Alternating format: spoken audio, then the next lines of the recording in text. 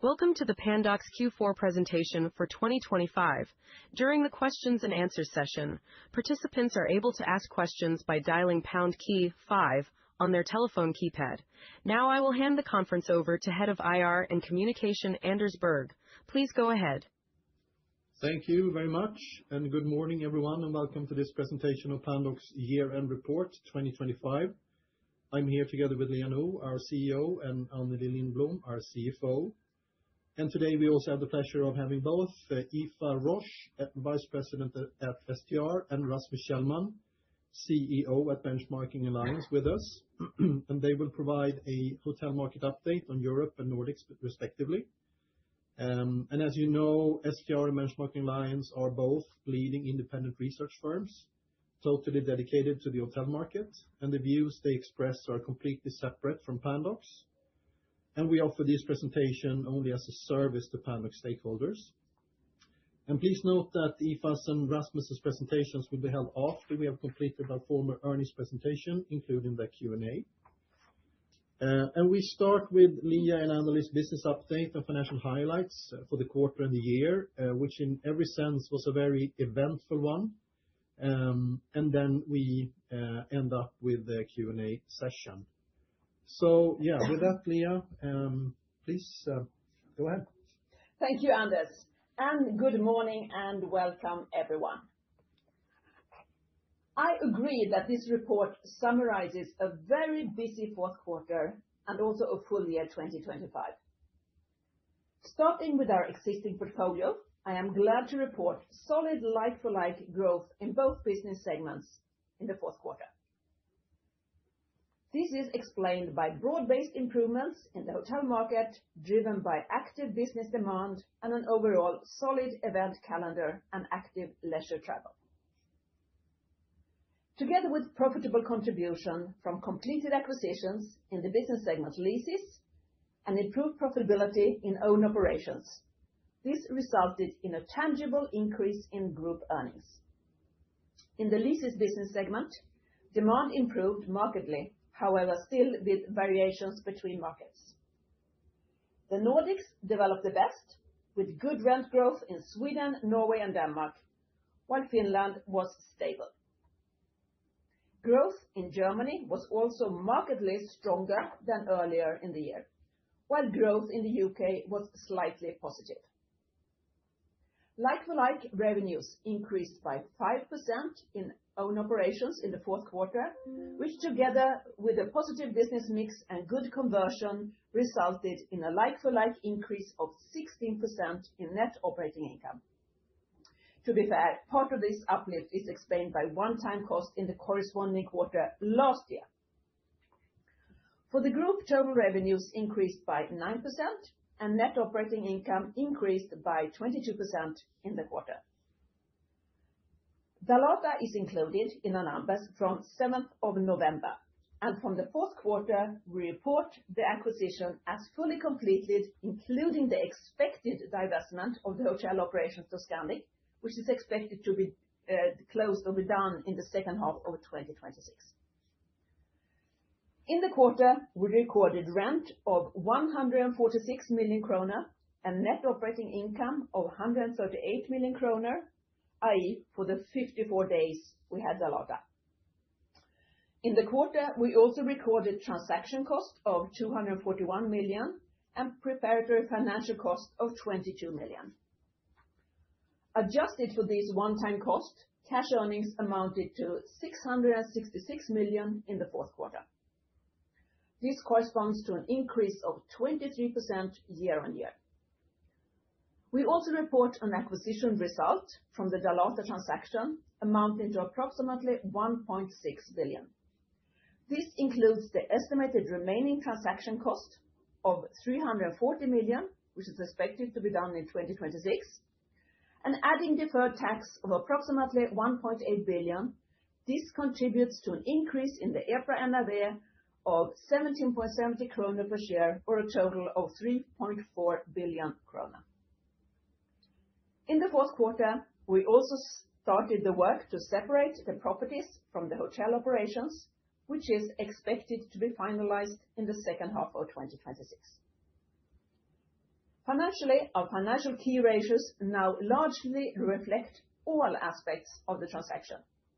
Loan to value, excluding debt of some 504 million related to the expected sale of the hotel operating platform to Scandic, and including A&O's AB's minority holding in Bidco, was 52.7% compared to 50.2% at the end of the third quarter. On this page, we summarize some basic facts on Pandox. We are active in Europe, the world's largest hotel and tourism market, with strong structural growth drivers. We only invest in hotel properties and create value through active and engaged ownership. We have long-term revenue-based leases with a WALT of 13.6 years and good guaranteed minimum rent levels with skilled operators.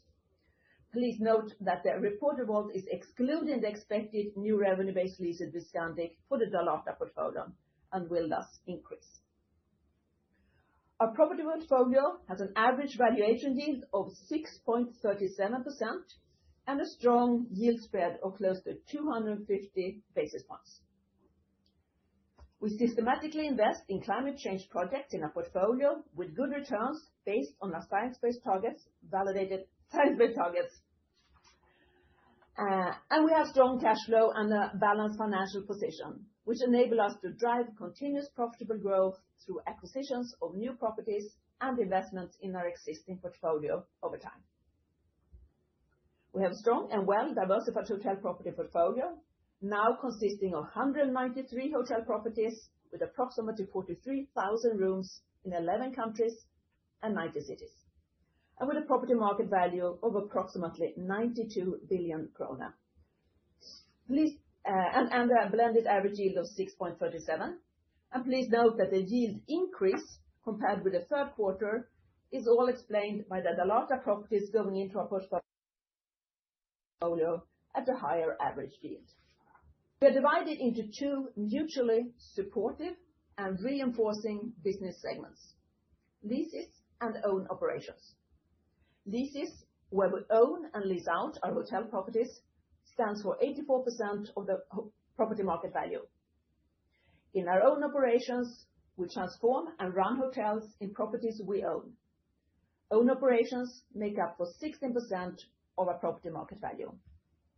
And our focus is upper mid-market hotels with mostly domestic demand, which is still the backbone of the hotel market, regardless of which phase the hotel market cycle is in.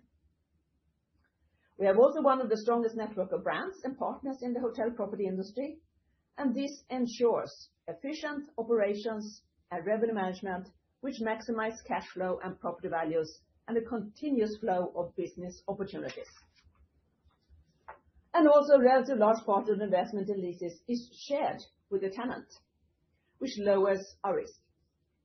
And later in this presentation, I will share some data on what the portfolio will look like after the acquisition of Dalata.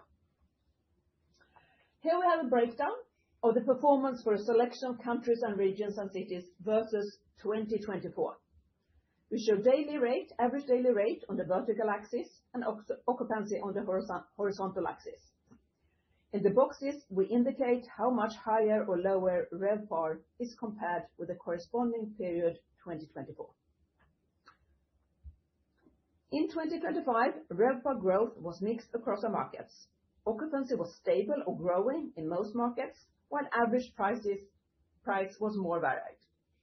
In terms of RevPAR, the greatest relative improvements during the year took place in the Nordic markets, with Norway as the leader, Denmark performing consistently well, and Sweden ending the year on a positive note. Oslo and Copenhagen were strong city markets throughout the year. Many markets ended the year strongly, with Germany and especially Frankfurt and Hanover as good examples. And Aoife Roche from SDR and Rasmus Schellman from Benchmark Alliance will talk more about this, the underlying trends in the hotel market later in this call. At every point in time, we have our projects rolling, big and small. The projects vary from high-yielding investments, like adding more rooms in an existing hotel, converting non-yielding spaces into guest rooms, for instance, cabin rooms, or adding more beds into existing rooms, to more bread and butter investments like product uplifts and room/bathroom renovations. In the leases business segment, we share the investment with our tenants, and both parties enjoy the upside potential and share the risk. In own operations business segment, we take the whole investment in our own books, but also have more control and can enjoy the full cash flow. And on this slide, you can see some examples of our bigger ongoing projects. Every year, we invest approximately 1 billion kronor into our existing portfolio. And now with the acquisition of Dalata completed, this figure is growing a bit, mainly during the next 2 years, due to especially 2 large projects from the Dalata portfolio. One conversion from an office into hotel in city centre Edinburgh, and one large extension of 115 rooms in Clayton Cardiff Lane in Dublin. Both are exciting, high-yielding investments that we expect to be finalized in 2026 and 2027. Here we have a selection of some of the upgraded products that were done during 2025. Many of these already giving impact in 25, but more so for the full year of 26. Add to that our pipeline of approved investments for ongoing and future projects of around 2.6 billion, out of which 1.6, so that is expected to be completed during 2026.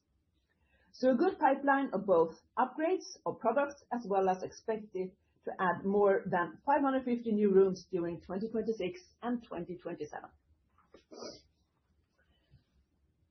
Here we have summarized key financial effects from the Dalata transaction. And yes, it is a nightmare slide, but still useful to explain the complexity of this transaction.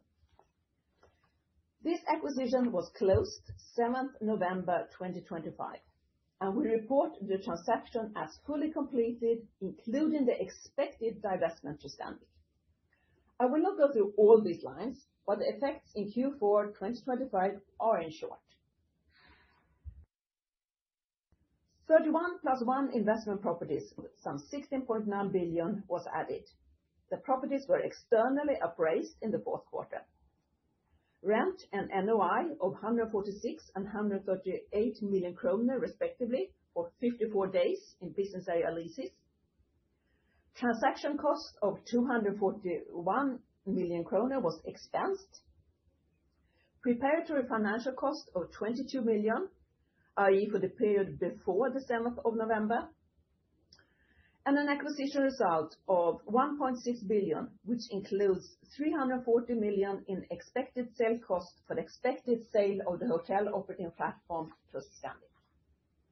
This means, in principle, that we do not expect any additional transaction cost on top of what has already been recorded, unless we identify new areas of consideration.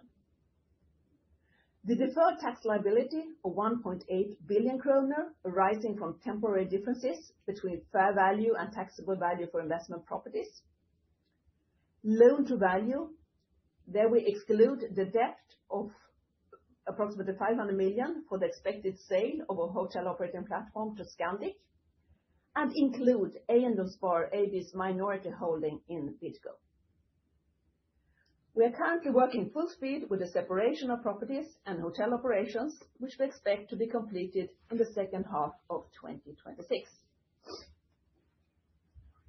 As we have said previously, there are several ways to think about this transaction from a value perspective.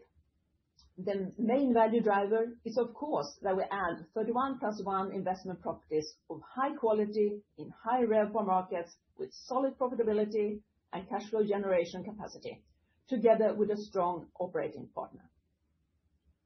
We also unlock value from acquiring Dalata at an attractive price, and in turn, an implied value of the properties which is lower than their worth according to Pandox business model.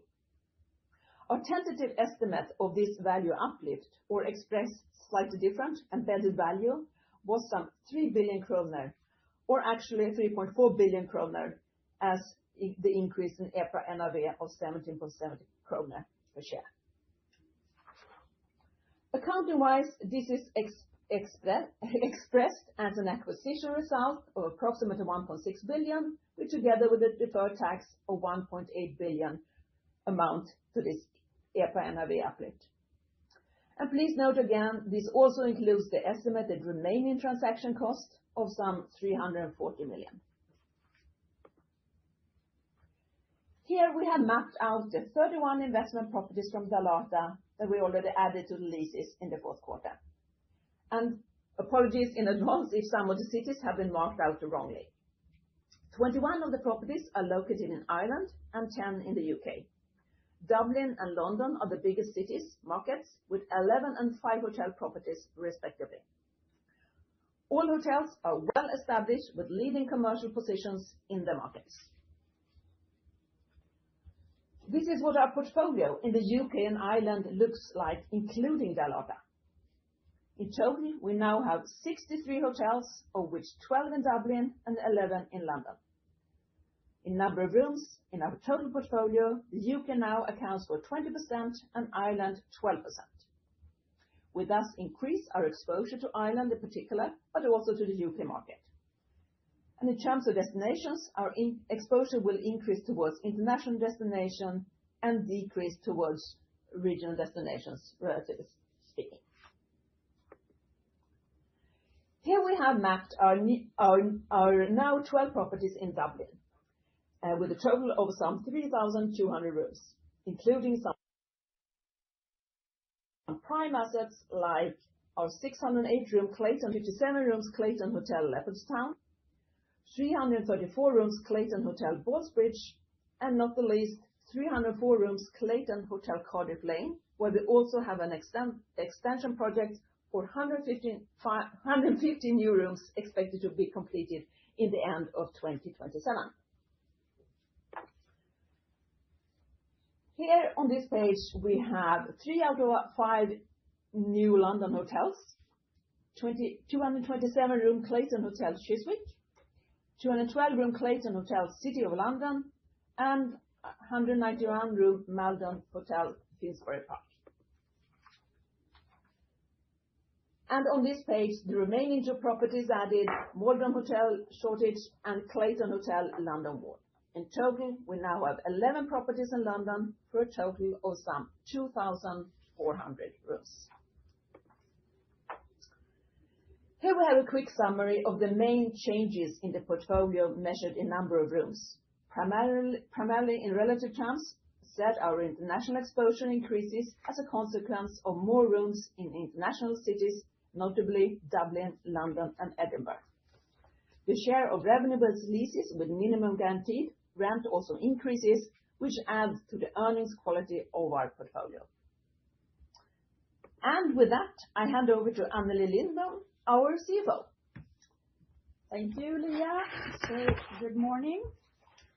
In the fourth quarter, revenue and group net operating income increased by 9% and 22% respectively, driven by the acquisition and overall strong like-for-like growth. Like-for-like, leases report a growth of 5% in both revenue and net operating income, while own operation reported revenue and net operating income growth of 5% and 24% respectively.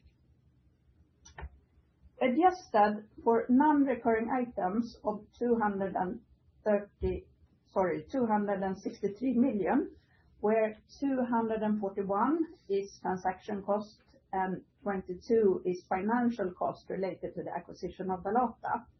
Adjusted for those, cash earnings and profit before changes in value increased by 23% and 35% respectively. When it comes to currency, please note that to reduce the currency exposure in foreign investment, our aim is to finance the investment in local currency. Equity is normally not hedged, as Pandox strategy is to have a long investment perspective. Currency exposure are largely in form of currency translation effects. In the fourth quarter, currency had a negative impact on both earnings and property values. And as you know, we have the main part of our hotel properties outside Sweden and denominated in foreign currencies. and now even a larger part due to the acquisition of Dalata. On this slide, we show the change in the main valuation parameters for the total property portfolio year to date. And please remember that investment properties are recognized at fair value. According to IFRS, unrealized changes in value for operating properties are only reported for information purpose, but it is included in the EPRA NRV.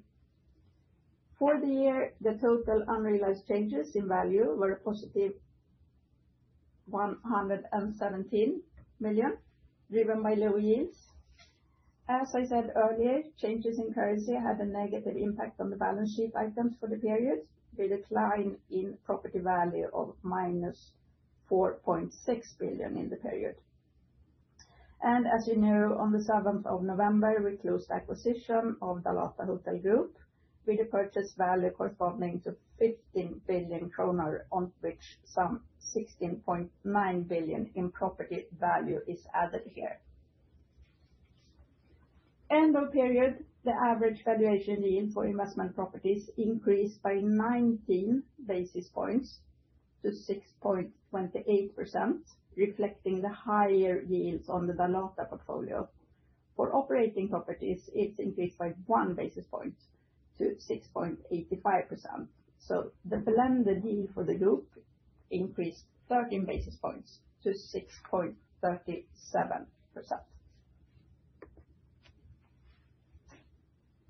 So, and here we have the average yield, the average interest on debt, and EPRA NRV per share quarterly. And the yield spread is intact. And in the period, growth in EPRA NRV was a positive 7.7%, measured on an annual basis and adjusted for paid dividends.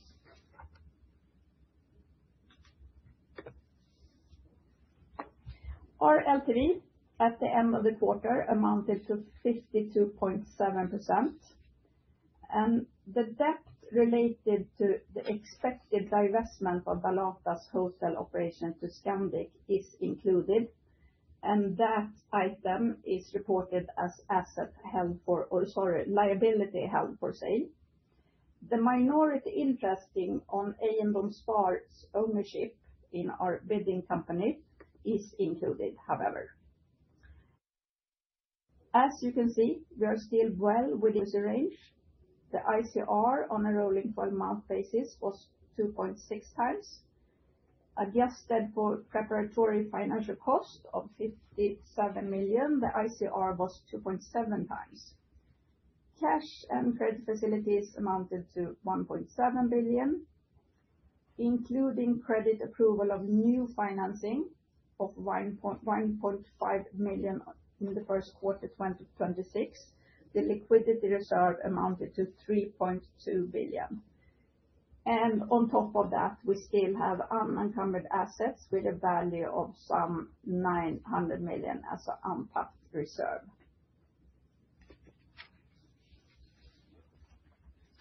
So during the quarter, the constructive trend in our financing market continued.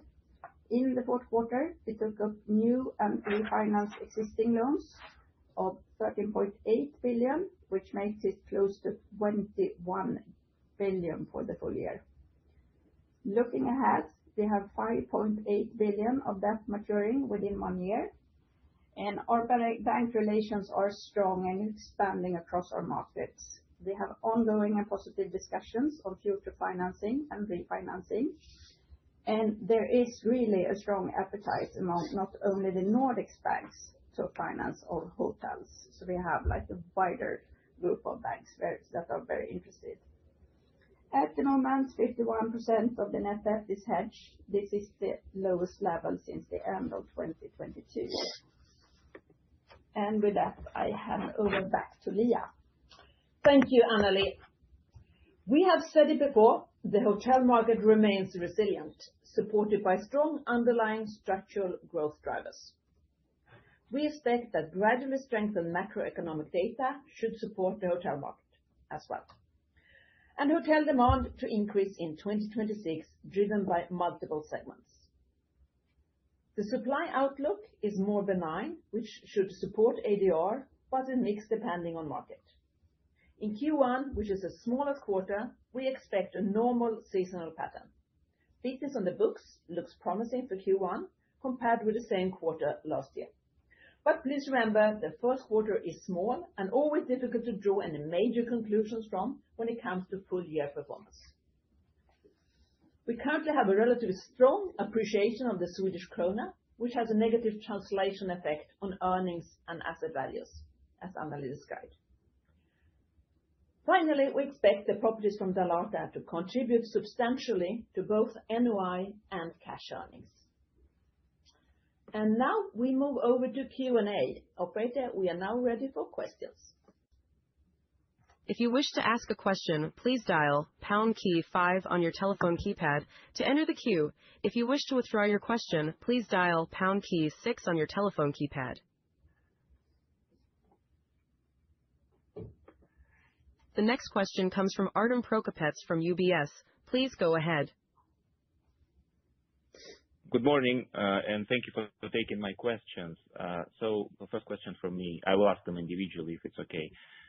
So first one, following the Dalata acquisition, when do you expect to be in a position to pursue additional large-scale acquisitions? And specifically, given the PPHE is now in a formal sales process as part of its strategic review, is this an opportunity you would evaluate, or is PPHE outside of your current acquisition focus? Well, overall, of course, having done and in the process of finalizing our biggest ever transaction, we of course have a lot of focus on this. But you can still see from our strong financials, we have still some gunpowder to also pursue some investments, as well as we also always looking to some divestments. I won't specifically comment on individual transactions, but you can expect us to put some effort and some strength into sort of completing the ongoing acquisitions, but we are also on the hunt for continued new ones, whether they are single assets, smaller portfolios, or even a bigger chunk. Understood. Thank you. Second question, how do you assess the impact of rising UK business rates on Pandox own operation segment, and particularly with regard to net operating margin? Yes. I mean, as you know, it affects their own operations, and this is a smaller part of our exposure in the UK. We do expect to have around the expected effect, which is, of course, in our numbers for next year in our budget, is around £1 million for our own properties in the UK, which is affected. And we have to also taken, of course, some impact on that when it comes to the valuations. So a minor effect, but it's mostly affecting to some extent the City London hotels. Okay, perfect. Thank you. And given these changes in UK business rates, do you expect this to affect the lease agreements you are negotiating with Scandic for the UK hotels, which are due to begin in the second half of the year? And specifically, does the fact that Scandic's UK position has worsened since the time of the Dalata acquisition, does it kind of change how you would price these leases? Not at all. The negotiations and the agreements and the framework is already put in place. So that was already agreed and put in place when we bid for this deal back in the summer of 2025. So that will not change. Great, that's clear. And could you please provide an update on Brevo Hospitality, specifically whether you have any new tenants in mind for those assets? Well, of course, this is a process, as you know, where the former HR group and Brevo has put themselves in self-administration. It's a process which is in the hand of external. I shall not say that we have foreseen this, but of course, this has been on our radar for some time. And we are constantly sort of both in dialogue and also guarding our interest. We do think we have good possibilities to either rent it out, if HR will continue their operations to some part, or whether we will find new operators with a large network, or as we have our own operations, this is something we can sort of on the shorter term take it on our own. So as we said in the press release which we sent out, it affects 4% of the rooms in our portfolio, so it's a smaller, but we are confident that there will be, if any, a very small financial impact, if any. Understood. Thank you. And maybe last question from me. Could you, if possible, provide a numerically outlook for RevPAR growth in 2026? And given Pandox focus on upper mid-scale segment, do you think the company is well positioned this year?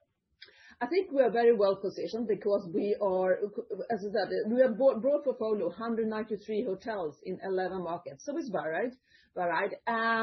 All in all, of course, after this pandemic, we are now at levels which are more single digit. Europe grew with 5% in the fourth quarter, 3% overall. But we are positive, especially Nordic looks strong. We are looking at Germany, which has come out also strong with a new trade fairs activities ongoing. And there is some new supply coming in some markets, which will momentarily put some, shouldn't say lid, or sort of make the RevPAR growth more stable. But all in all, I would say around anything between 2 to 4% overall on the portfolio. That's helpful. Thank you very much. Thank you. The next question comes from Andres Toome from Green Street. Please go ahead. Hi, good morning. I had just a couple of questions. And firstly, maybe just hitting on how are you thinking about your financial leverage after this transaction, and how do you see sort of a path to a lower LTV? And maybe you can speak also to some of the disposals you might have in the pipeline already. And I noticed there's a bigger portfolio on the market in the Nordics, and if there's any progress on that. Thank you. Thank you. Yes, as you know, our policy range for LTV is between 45 and 60%. So we are typically, as a Nordic company, quite, I should say content, but fine with an LTV, which is close to 50% or slightly south. Being at sort of 52% is somewhere which is actually what we did expect, and which is an area where we are quite confident. So, and also as you've seen with our strong financial position of close to, after we secure some further financing or close to 3.2 in liquidity reserve, then this makes us sort of confident that this is a level that we can sort of pursue. Of course, with our very strong cash earnings, automatically our LTV will decrease. But also we have also given out that we will pay out dividend in the second quarter. So all in all, being in these areas, we are confident. There is no plan of reducing the LTV, even though we are always looking to rotate some assets. We are open to sell some assets if we just find a good price, but also of course acquire new value creating properties. And when it comes to the ongoing process, I can't comment on it specifically, but it's a normal part of our business model. Understood. Thank you. And then my second question was just around your foreign currency exposure. And obviously this year it's been a year where there's a lot of FX headwind converting back to your home currency. So I'm just wondering, how are you thinking about your hedging strategy going forward, and are you planning to do any changes on that front, maybe to mitigate some of that exposure, as you seem to be also expanding more and more internationally? Well, it's as Anneli mentioned earlier, it's a pure translation effect. We have all our properties financed in local currency. So yes, the translation effect of both earnings result and the value is, of course, when you report it, but it's a pure reporting effect. So we don't intend to do any changes, but our hedging policy is to fund or to finance the properties in local currency continuing. Understood. Thank you.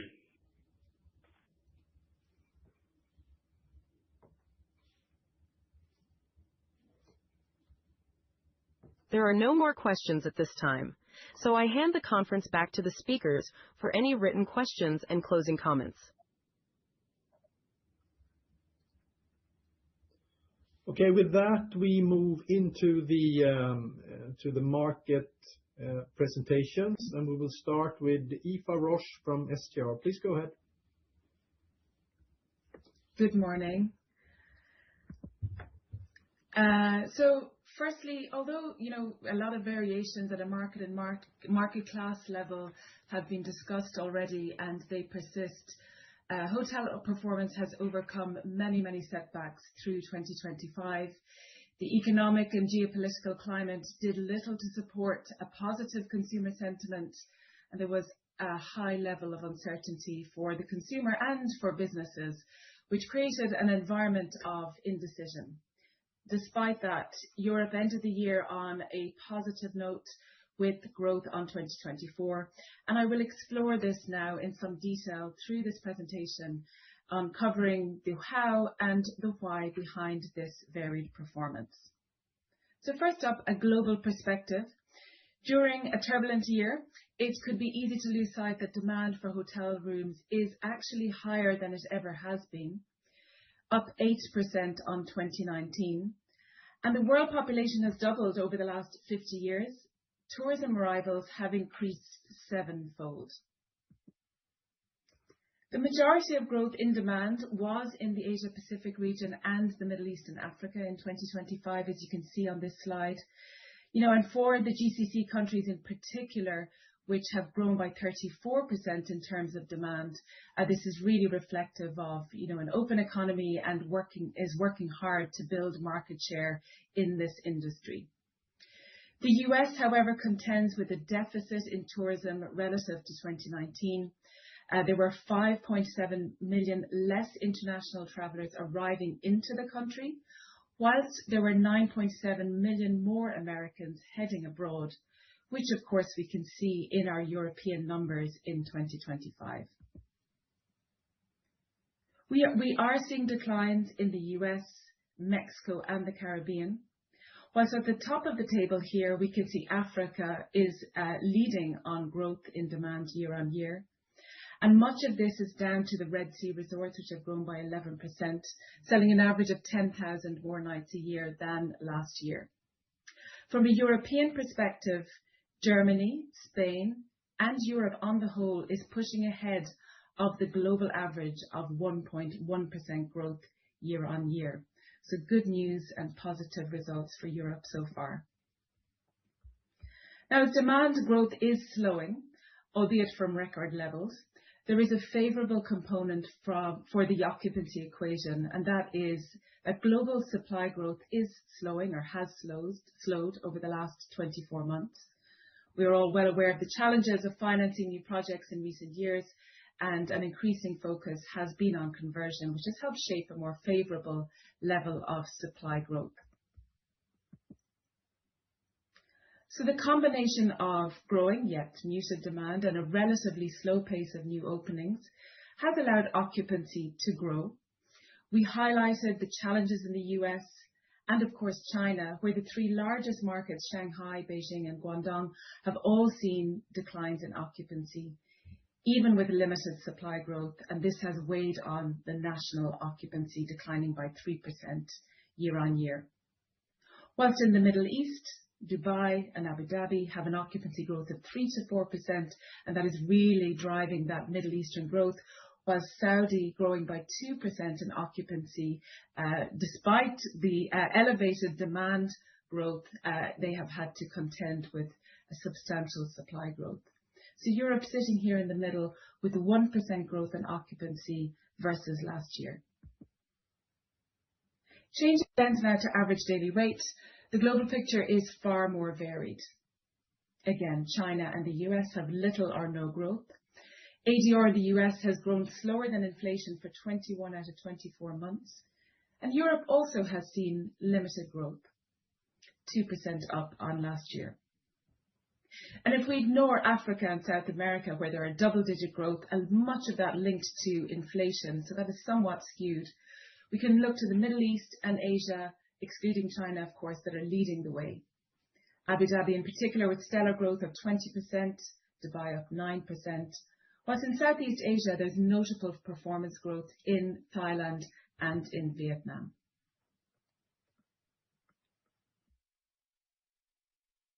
So let's dive into Europe a little bit more. So even in a year facing tough event comparisons, missing the Olympics, the Euros, and of course Taylor Swift, Europe was able to deliver growth. Unsurprisingly, the summer faced very tough comparisons, primarily on the rate side. Germany, France, and the host cities for the Eras Tour faced sizable comparisons. However, as we can see to the right of this chart, strong growth in the fourth quarter helped round out a solid year. Strong growth in occupancy in December also permitted a good end to the year, and that was kind of due to an extra, in inverted commas, week of business travel in the month of December. So overall, Europe is up 2.1% in RevPAR terms, and that is aided by ADR growth up 1.2% for the full year 2025. Now, we monitor 550 plus sub-markets in Europe, and there did appear to be a slight risk in performance, and certainly year-on-year performance in the first half. And it followed a similar pattern or trend to 2008. But a very strong summer and even a very strong start to the fourth quarter averted any concern that we had. Occupancy growth has been limited across the continent in 2025, as I highlighted earlier, and nations with the highest occupancies like UK, like Ireland with 78% occupancy actualized, and Spain with 75% occupancy actualized, have witnessed very limited growth year on year. But it is important to remember that these countries, in particular UK, had recovered far earlier than any other countries across Europe. So there is less opportunity to grow occupancy. However, we have seen good growth in countries in the Nordics and Central and Eastern Europe, much higher growth than the rest of Europe.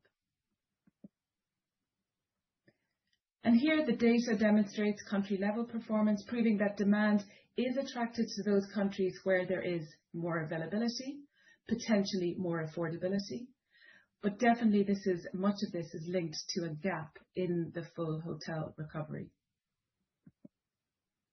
Supply also has a role to play here in occupancy performance. We have seen limited supply growth across the continent, and that really has enabled continued occupancy growth, even if that is quite limited. Turning to ADR, if we frame our narrative around north versus south, and even urban versus resort, we acknowledge that there is a perennial appeal for the south, Spain, Portugal, and Italy highlighted here. And we can really better understand the growth that we have seen in the south if we continue to use that narrative.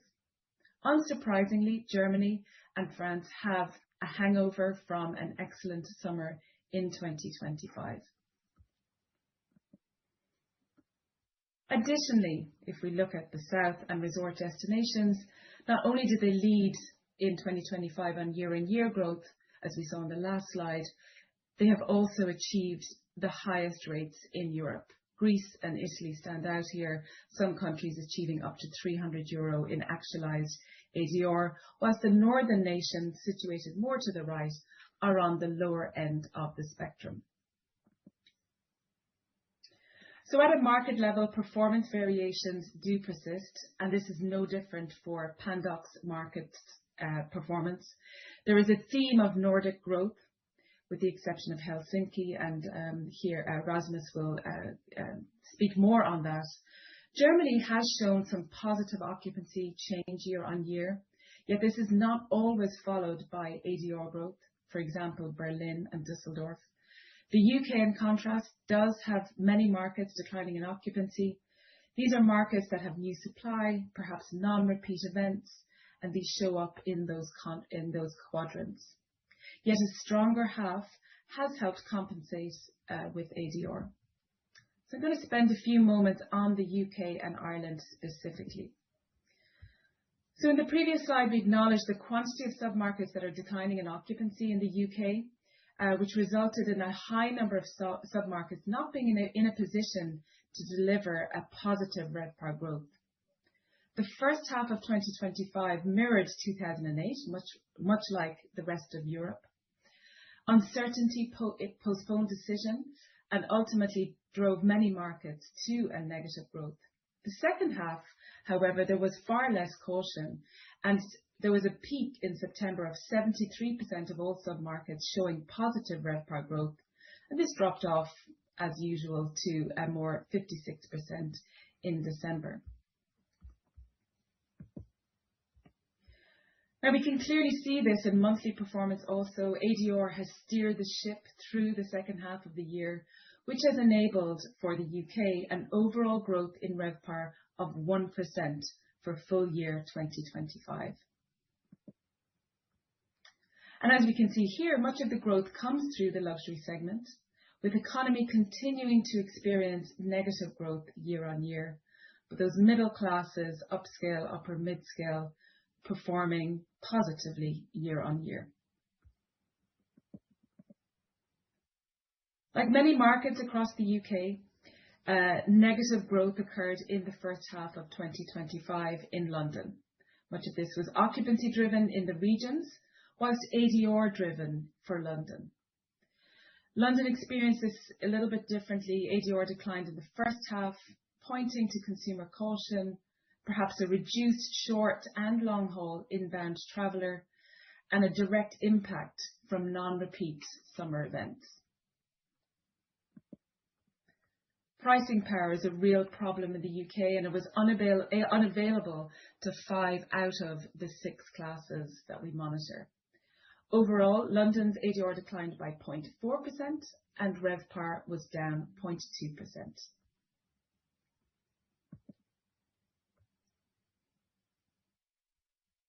So here is an outlook of supply change, which really sets the tone for how we expect occupancy to look going forward in 2026.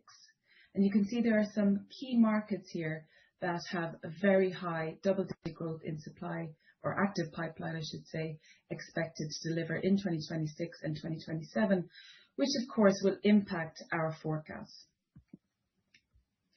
Now, most markets expect to see new supply. And here's a summary of market level forecast for 2026. We do expect pricing power to return in 2026. And for the most part, with the balance between supply and demand dynamics, with the exception, of course, of a few markets, namely Dublin and Belfast here showing some negativity, occupancy does have room to grow, affording the sector some confidence to drive rates. Moving to Dublin, looking very different to London or even the UK regions, the Dublin market managed a 3.7% RevPAR growth in 2025. 8 out of 12 months showed positive RevPAR growth, and there was a very strong last quarter. Dublin shone again, particularly in the last quarter, with well-attended events, offsetting any new supply that came into that market. At a class level, performance looks very, very different in Dublin compared to the previous slides for the UK and Europe. A wider pool of economy hotel rooms has emerged in Dublin, available to the more cost-conscious traveller, and it has done very well, this segment, something that has been very much missing in this market prior to 2021, I would say. So let's look ahead. The forecast for the aggregate of European cities is muted. 2025 closed with a meagre growth of 1.2% in RevPAR terms for Europe. 2026 is forecasted to grow by 0.4%, which is quite concerning when you stack this against inflation. In 2026, however, we do expect to see more markets with a positive RevPAR performance than we saw in 2025, and much of that, as you can see from the blue, is still rate driven. Save some markets which will have to absorb some new supply in 2026, which will affect their chances of coming back into positive territory perhaps. Munich and Cologne, for example, still have a lot of event offset challenges, and Amsterdam a case on its own as it embarks on a year of added ADR pressure with the new VAT policy in play from this month. 2026 looks set to grow supply in line with previous year trends, with a particular focus on the luxury segment. As a percentage of existing rooms, Georgia, Ireland and Poland will see the greatest percentage increase in rooms delivered in 2026. Consumer confidence is expected to strengthen for Europe, likely more so in the second half of the year, however, with interest rates falling, inflation slowing, and a high ratio of savings available to households. There is an expectation that consumption will persist. There is some concern around affordability for lower earners, particularly in the UK with the recent budget. However, it appears that higher earners will continue to consume, which of course is great news for the hospitality industry. From a source market perspective, there is a question mark around the US traveller with the exchange rate. Will the exchange rate deter business, or will the US traveller want to travel internationally as they have done in 2025? Many markets, and in particular the high-end hotels and resorts, are dependent on this business to drive ADR. Now, the US traveller chooses differently in 2025 and probably will do so in 2026, and this had a great impact on the UK performance, where we saw a softening of demand coming from the US to the UK when compared to the average in Europe. So there is a lot to consider when looking at the outlook, but overall STR expects Europe to perform very well, particularly in the second half of the year. The global economy suggests a strengthening of consumer confidence. The desire to spend on experiences abates any concern, whether they are geopolitical or economic. Many thanks, and I'm going to hand this back over to Rasmus. Thank you very much. I'm Rasmus. Let me get my slides here. I'm Rasmus Kjellman. I'm the CEO of Benchmarking Alliance, and for the coming 10 to 15 minutes, I will guide you through the Nordic hotel market. We are the largest supplier of benchmarking and hotel market data in the Nordics, and we strive to have the best possible coverage in the markets we work in, and we're based here in Stockholm. So, diving into the data, looking into the Nordics, these are the countrywide averages in the Nordics and the Baltics, and we see a positive trend continued through 2025. Generally, we see an increasing RevPAR in all countries. Blue boxes show the total 2025 RevPAR development compared to last year, and orange boxes show the previous quarter, third quarter, and the RevPAR development for up until the Q3. So the differences is an indication of how the year ended. In Finland, the increase is a bit slower. A lot of new supply in some of the markets, as well as a slower recovery from the Asian markets and the proximity to Russia is holding back the recovery. And in the Baltics, we are continuing to recover, especially the Basketball European Championship in Riga had a clear impact. And after years of lost Russian demand and other negative effects from the war in Ukraine, travelers are finding their way back to the Baltics and to Riga in particular. Diving into the capitals, Oslo had the Nord Shipping Large Maritime Industry Conference, the Ed Sheeran concert, and generally a very good summer, as well as several smaller congresses and other events driving demand. In Copenhagen, we had the Endo-ERN, the Wind Conference, the Copenhagen Rock Festival, and Robbie Williams all at the same weekend, brought prices up to new record levels in ADR. Stockholm had difficulties to replace the extreme demand on 2024 generated by Taylor Swift and Bruce Springsteen and the Echo Congress. In Helsinki, May and June were good Congress months, and the Helsinki Metal Music Festival in August affected positively. And Reykjavik bouncing back again after long periods of volcano eruptions last year. Interesting to see is that the Icelandic is increasing, the general Icelandic market is increasing more than Reykjavik, as countryside hotels suffered more than Reykjavik hotels earlier. So, if you go to a bit more of the details, the sold room increase basically, demand and sold rooms increase basically everywhere. There are only smaller changes in available room. Largest increase we see in Stockholm, or largest decrease is in Riga, where a couple of hotels in the budget segment were closed during the year. In Stockholm, the increase is from Villa Foresta and Villa Dahlia, now in full year capacity, as well as Scandic Södra Kajen and Scandic Kungsholmen, also in full year capacity. Bob W also opened 2 new properties in Stockholm, 90 rooms in the market, and Reykjavik did not manage to fill the small capacity increase. In Oslo, Savoy closed and undergoing total renovation by new owners, and P Hotel and Frogner Grünnlucka is closed. This means occupancy increased in all markets except Reykjavik. Riga, 1 hotel closed and renovation of rooms in Radisson Daguvna. And in RevPAR battle, Riga is the clear leader. However, pretty much boils down to one event, as I mentioned. And in the Nordics, both Oslo and Copenhagen show some remarkable increases. If we also look at ancillary revenue, we see that we have an increased total revenue per available room in Stockholm and in Copenhagen, whereas in Oslo, Helsinki, and Reykjavik, it has decreased, holding back the RevPAR development. And it's interesting to look at the total revenue as well as other revenue in the hotels, such as food, beverages, meetings, events, departments that don't necessarily follow the room development in the same way. Diving down into the Scandinavian capitals by segment. If we look into the Stockholm segments, we see new supply in luxury segment holding back the occupancy levels while rates continue to increase.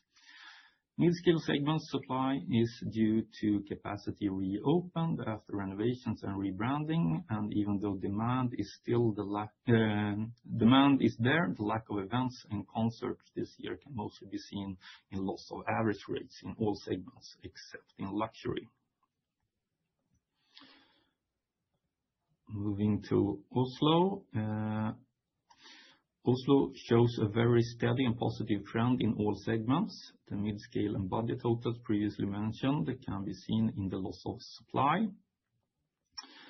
Moving to Copenhagen. Copenhagen luxury segment is starting to slow down in demand, but rates are still increasing. But interesting to see that the demand is slowing down. And the upgoing trend can be seen in all segments, while it's only upscale and mid-scale hotels that can enjoy higher demand as well. Looking into the Helsinki market, Waldorf Astoria and NH Hotel Collection is adding more supply to the luxury segments.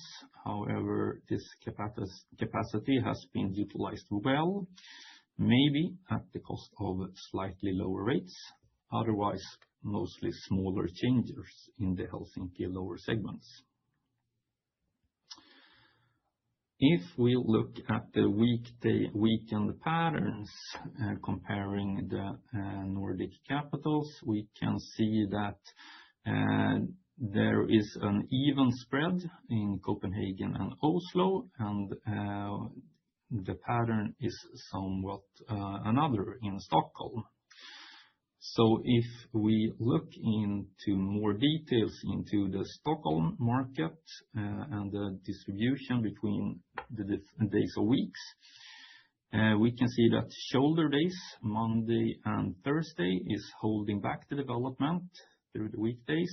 Tuesday and Wednesday are still increasing. However, the demand is stronger in weekends. If we look into the details in the Swedish market, we cover around 36 markets, including all regional cities within Sweden. In this graph, each bubble represents the market, and the size of the bubble represents the RevPAR. We have ADR on the left and occupancy on the lower axis. We can see Västervik in the top right corner here.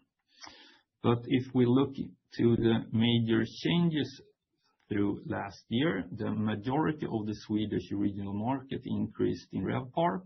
The highlights are maybe that's the Swedish defense is investing a lot right now, and partly because of the new membership in NATO, and this has a positive effect in Skövde and Luleå. In Uppsala, we had the Sweden Live Music Conference in January, having a positive effect, and Skellefteå is suffering very bad from the effect from the Northvolt bankruptcy. If we, in the same way, look into the Norwegian market, we have Tromsø as a very strong market, the highest RevPAR. They have the Nordlys Turisme and the Midnight Sun, while Oslo is the highest occupancy.